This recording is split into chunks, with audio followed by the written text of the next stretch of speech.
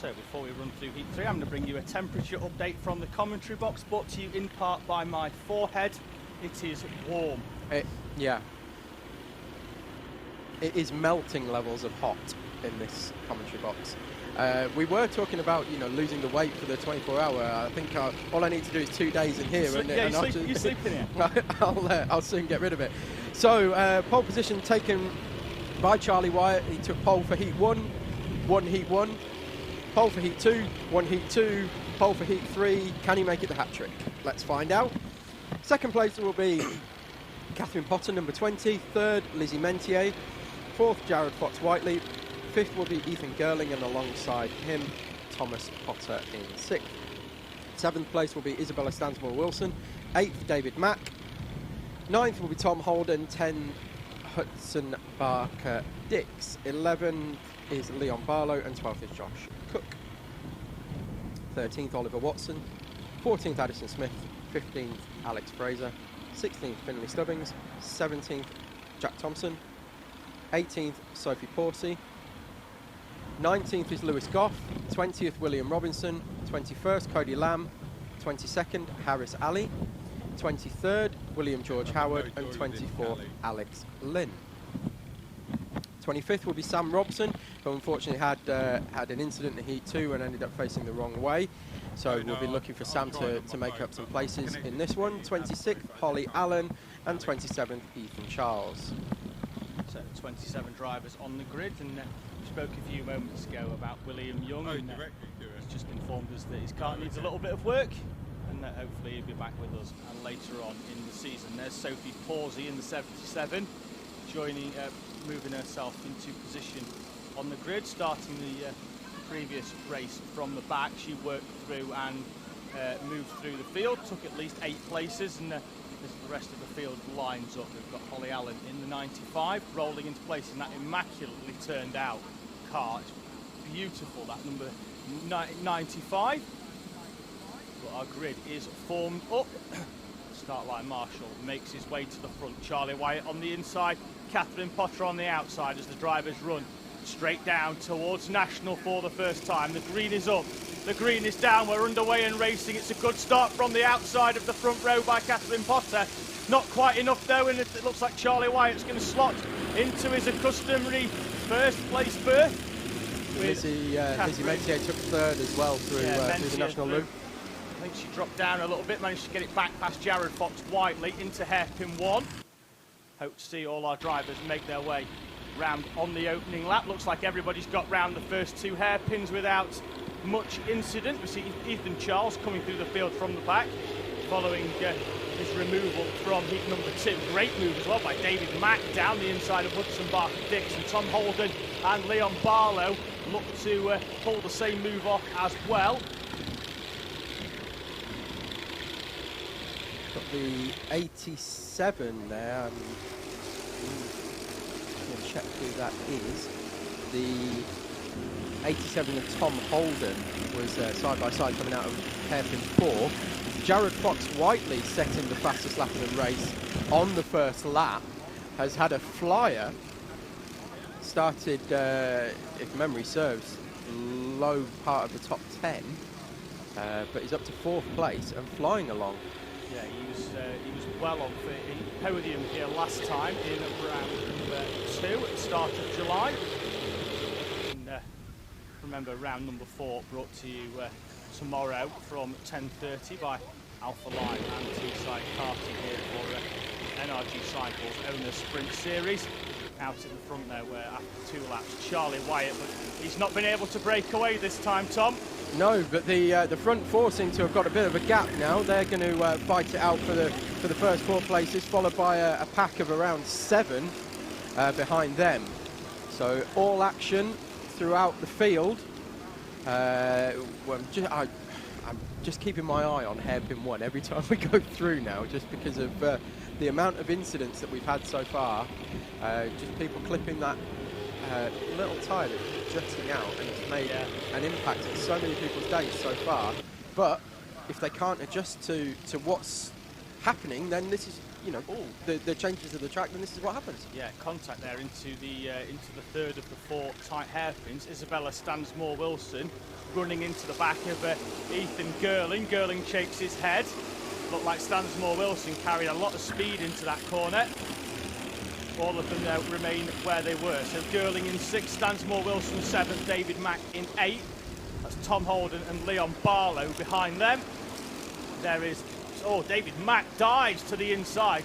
Late move on the brakes, gets past Stansmore-Wilson. They all slot back into place. Great clean move by the 16 of David Mack, and now he runs after Ethan Girling. Is it going to be 2 in 3 corners? Looks like it could be, as Jack Thompson in 37 battling away with Sophie Pawsey down the back straight. And then it's not again. David Mack did get through and then got immediately retaken again. What about, who's that coming? Is that Tom Holden again coming onto the back of the pack? Hudson Barker-Dix on the back as well, and Holden's in the middle. 6 carts. Oh, Tom Holden up and over the curb. Feels like he was forced on there, but there looked to be clear daylight between him and the cart alongside him. Certainly no contact between the two of them. I think he was just moved over, but not actually forced over. So, yeah, all fair there's that there. move from David Mack. Late on the brakes down the inside of Ethan Girling. Lovely move. Holden does finally get the move done on little Bella Stansmore-Wilson. Stansmore-Wilson will try to come back. Leon Barlow all over the back of her. Oh, Stansmore-Wilson with great pace down the back straight, sent it straight up the inside, and he's... Do you think Holden, I think, was looking behind to see who was there, saw Barlow on one side, tried to and there goes Holden back through. Oh, that was a bit of contact there, side to side. What, how do you call that one, David? To the point that I'd be very surprised if we don't see a contact warning, Tom. Yeah, I think it was forceful, to say the least. We'll call that one an industrial pass by Holden, but he's there up in front. That's dropped little Bella Stansmore-Wilson down the field. She'll go down to 11th place behind Hudson Barker-Dix. There she is battling with him in the 99. The leading duo, though, have broken away. Catherine Potter has made her way through. She didn't have the best of qualifying sessions. I mean, she wasn't exactly far down the order, but she's slowly throughout the heats has made her way up into that 2nd place, passing Lizzie Mentier right on the line at the end of heat 2 to take 2nd place, and she is now hunting down Charlie Wyatt, and this is the first time that we've actually seen Wyatt under pressure all day. Yeah, Catherine Potter, your championship leader here at Teesside after 2 rounds, and prior to today, unbeaten on circuit until Charlie Wyatt took the first 2 heats. And to be fair in this one, even if Charlie was to drop back to 2nd, he'd still start the final on pole position, virtue of his 2 heat victories in heats 1 and 2. Lap and a half remaining then for our leaders as Potter tries to take a slightly different line into around South Bank and into the hairpin at number 3. Lizzie Mentier 3rd, Jared Fox-Whiteley in 4th, and I think Fox-Whiteley's lining up for a move down into the inside. Heat so far. Yeah, I think he's looking for a move. These two battled it out to a great extent at round 2. No quarter given for either of them as Charlie Wyatt plugs in the fastest lap of the race, but Potter matches it with a personal best, and they remain 2 kart lengths apart out at the front. Similar position between them as we see Mentier and Fox-Whiteley on the screen. Leaders onto the back straight. There we are with Charlie Wyatt having a little look over their shoulder. Catherine Potter does the same, but she's got 2.5 seconds back. I think she might be a little bit too far back to make a move, though, unless it's going to be a late dive. Definitely concur with that, unless Wyatt makes a mistake through this final corner. Clean as you like, and we will see him cross the line in 1st, but quickly followed by Catherine Potter. As you say, the first time all day that Wyatt's actually been under pressure, and you could see how much pressure he was under by the amount of times he was looking behind him. One thing I do like about Charlie Wyatt, always gives a fist pump over the line after a victory. Always happy with his work. And it's 3 from 3 for the 23 of Charlie Wyatt. Catherine Potter 2nd, Lizzie Mentier 3rd, Jared Fox-Whiteley in 4th. Thomas Potter, David Mack, Tom Holden, Ethan Girling, Leon Barlow and Hudson Barker-Dix round out your top 10. Isabella Stansmore-Wilson missed out very slightly at the end there as part of the overtake by Holden, who finished in 7th. Josh Cooke, Addison Smith, Finlay Stubbings, who debuts here at Teesside, another driver to make the trip to us from Norfolk. starts his adventure in karting towards the back end of last year.